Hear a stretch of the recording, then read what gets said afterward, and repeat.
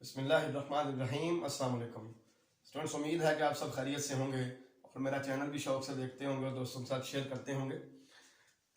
आज हम matrix space में नेक्स्ट टॉपिक स्टार्ट कर रहे हैं, बाउंड्री और फ्रंटियर ऑफ अ सेट। कि मैट्रिक्स स्पेस के किसी सबसेट का बाउंड्री क्या है या फ्रंटियर क्या है।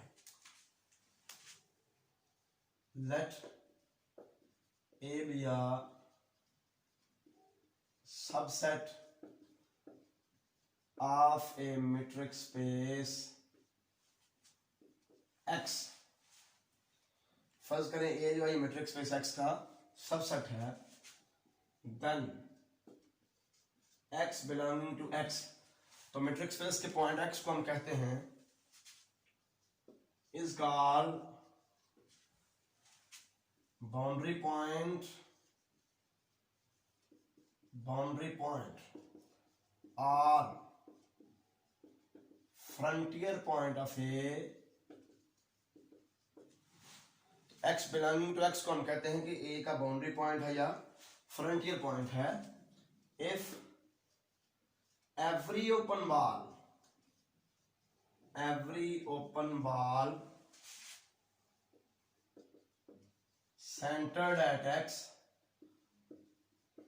intersects both A and A complement।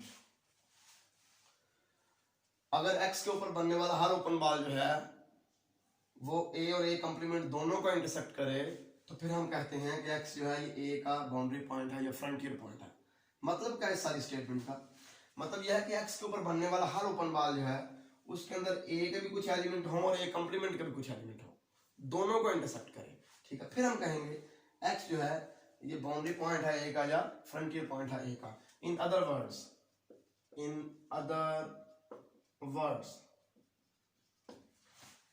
जरा मैथमेटिकल फॉर्म में लिख लें। In other words X belonging to X is boundary or frontier point of A। X belonging to X is boundary or a frontier point of A if number 1 B, X and R intersection A is non-empty। ठीक है, number 2 B, X and R intersection A complement is non-empty for all R। यानी किसी भी radius का कोई भी open ball जिसका centre X के ऊपर है वो ओपन बॉल A को भी इंटरसेक्ट करेगा और A कंप्लीमेंट को भी इंटरसेक्ट करेगा। उसके अंदर A के भी कुछ एलिमेंट होंगे और A कंप्लीमेंट के भी कुछ एलिमेंट होंगे।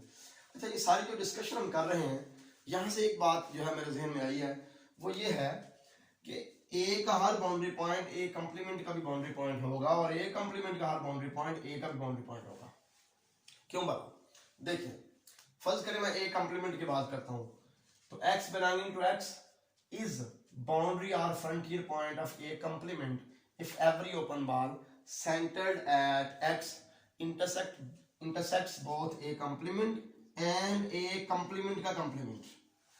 ठीक है ना, यही है ना डेफिनेशन कि X belonging to X is called boundary or frontier point of A complement if every open ball centered at X intersects both A complement and A complement का complement। क्योंकि देखा ना यहाँ पे क्या लिखा हुआ है कि X is a boundary point of A if every open ball centered at X intersects both A and A complement।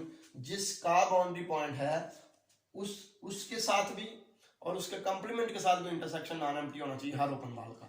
ठीक होगा? तो अगर A कंप्लीमेंट का बाउंड्री पॉइंट है तो कोई भी ओपन बॉल जो उसके ऊपर बनेगा उसका A कंप्लीमेंट के साथ और A कंप्लीमेंट के कंप्लीमेंट के साथ यानी कि A के साथ इंटरसेक्शन नॉन एम्प्टी होना चाहिए। तो ये देख लें, यहाँ पे भी A और A कंप्लीमेंट की बात हो रही है और यहाँ पे भी A कंप्लीमेंट और A की बात हो रही है। तो इसका मतलब ये है कि चाहे A कंप्लीमेंट का बाउंड्री पॉइंट हो चाहे A के बाउंड्री पॉइंट हो, ये दोनों इक्वल है। इसका हर बाउंड्री पॉइंट उसका बाउंड्री पॉइंट, उसका हर बाउंड्री पॉइंट उसका बाउंड्री पॉइंट है, इन दोनों के बाउंड्री पॉइंट्स इक्वल है। अच्छा, set of all boundary or frontier points of A boundary or frontier points of A is called boundary of A या frontier of A is called boundary of A या हम कहते हैं frontier of A denoted as, इस तरह denote करते हैं F R of ए। ठीक हो गया। तो अब देखें, क्योंकि x बिलोंगिंग टू x ए का बाउंड्री पॉइंट होता है अगर x के ऊपर बनने वाला हर ओपन बॉल ए को और ए के कंप्लीमेंट को इंटरसेक्ट करे। ठीक हो गया।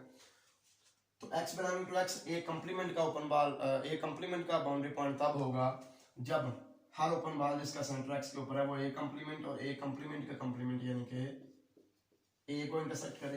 तो बातें दोनों वही हो रही हैं, चाहे x जो है वो ए कंप्लीमेंट का जो है ना वो बाउंड्री पॉइंट है, चाहे x जो है वो ए का बाउंड्री पॉइंट है, दोनों सूरतों में इंटरसेक्ट इन दोनों को करता है, ए कंप्लीमेंट को और ए को।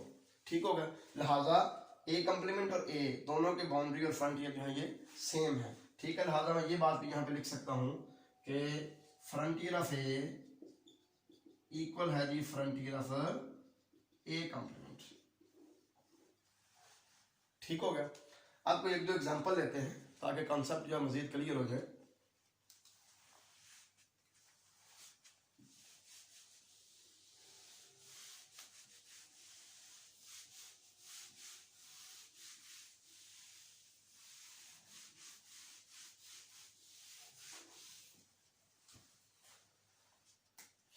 तो सबसे पहले हम सपोज करते हैं कि हमारे पास सेट ए है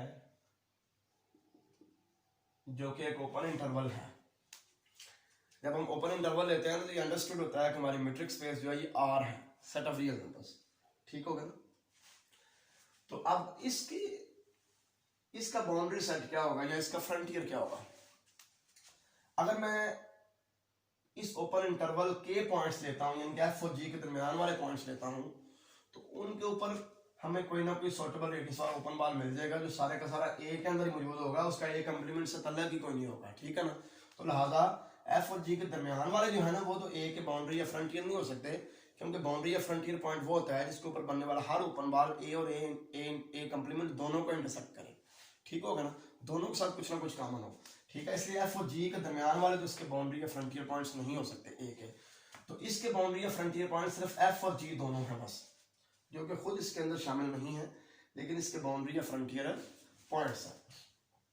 क्योंकि एफ के ऊपर हम किसी भी रेडियस का ओपन बॉल लेंगे ना तो उसका कुछ हिस्सा जो है वो ए में आ जाएगा और कुछ हिस्सा ए से बाहर आ जाएगा। ठीक हो गया। जी के ऊपर क्योंकि यहाँ पे ओपन बॉल का मतलब ओपन इंटरवल। ठीक होगा ना। तो जब एफ के ऊपर सेंटर होगा तो कुछ उसमें रियल नंबर्स एफ से छोटे होंगे, कुछ एफ से बड़े होंगे। जो एफ से छोटे होंगे वो ए से बाहर होंगे, कंप्लीमेंट में होंगे। जो एफ से बड़े होंगे वो ए के अंदर होंगे। ठीक है। तो एफ और जी जो है ना इनके ऊपर किसी भी रेडियस का हम ओपन बॉल बनाएंगे तो उस ओपन बॉल में कुछ पॉइंट्स जो है वो ए के होंगे और कुछ ए कंप्लीमेंट के होंगे, यानी कि ये दोनों को इंटरसेक्ट करेगा। तो लिहाजा हम कह सकते हैं कि frontier of A is equal to the set containing F and G only. ठीक है। सिर्फ ये दो इसके बाउंड्री या फ्रंटियर पॉइंट्स हैं। ठीक हो गया। अगर मैं कोई और एग्जांपल लेता हूं, फर्ज करें हम ए सेट लेते हैं जी X Y such that X square plus Y square is less or equal to 1। ये मैंने एक डिस्क ले लिया। ठीक है। जिसका रेडियस 1 है। तो इसमें देखने ऐसे तमाम ऑर्बिट पेयर्स हैं कि जो इस इक्वेशन को सेटिस्फाई करते हैं। ठीक होगा ना। अब इसका देखते हैं कि बाउंड्री या फ्रंटियर पॉइंट्स कौन से होंगे। तो इसके भी डिस्क असल में ये देखें, ये डिस्क है तो ये जो इसकी बाउंड्री के ऊपर ऊपर ये पॉइंट्स हैं ये इस इक्वेशन को सेटिस्फाई करते होते हैं x square plus Y square equal to 1। और ये जो अंदर वाले होते हैं अंदर वाले ये सेटिस्फाई कर रहे होते हैं x square plus Y square less than 1 को। ठीक हो गया। तो अंदर वाले किसी भी पॉइंट के ऊपर जब हम कोई ओपन बॉल बनाएंगे तो उस ओपन बॉल का हम सॉर्टेबल रेडियस ले सकते हैं तो सारे का सारा डिस्क के अंदर ही मौजूद हो। ठीक होगा ना। डिस्क के अंदर मौजूद हो।